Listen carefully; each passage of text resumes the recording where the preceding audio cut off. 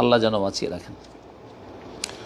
15 নম্বর প্রশ্ন করেছেন এক ভাই, বলছেন আমি ইন্ডিয়া থেকে বলতেছি, আমার প্রশ্ন হলো নাভির নিচে প্যান্ট অথবা পায়জামা পরলে নামাজ হবে কি না? নাভির নিচে কারো প্যান্ট অথবা পায়জামা যদি চলে যায় সলাত অবস্থায়, সেটা শুরু থেকে অথবা সলাত অবস্থায় সামনের দিকে নাভির নিচে চলে গেল অথবা পিছন দিকে এতটা নেমে গেল যাতে নাভির নিচে চলে যাচ্ছে, তাহলে সলাত নষ্ট হয়ে যাবে। সলাত নষ্ট হয়ে, কারণ সলাতের একটি শর্ত হচ্ছে সাতরুল আওরা, লজ্জাস্থান আবৃত করা। আর পুরুষদের লজ্জাস্থান নাভি থেকে শুরু করে নাভি সহ এবং এদিকে হাঁটু সহ ঢাকতে হবে, আর নাভিটাও ঢাকা থাকতে হবে, নাভি বরাবর পেছন দিক দিয়ে ঢাকা থাকবে। যারা প্যান্ট পরেন, অনেকে প্যান্ট পরেন আর টি শার্ট খুব টাইট প্যান্ট থাকে আর টি শার্ট থাকে ছোট, যখন রুকুতে যায় বা সেজদা যায় টি শার্ট ওপর দিকে টান দিয়ে চলে আসে আর প্যান্টটা নিচের দিকে টান দিয়ে যায়, আর মাঝখানে মাশাআল্লাহ আধা হাত ফাঁকা হয়ে যায়।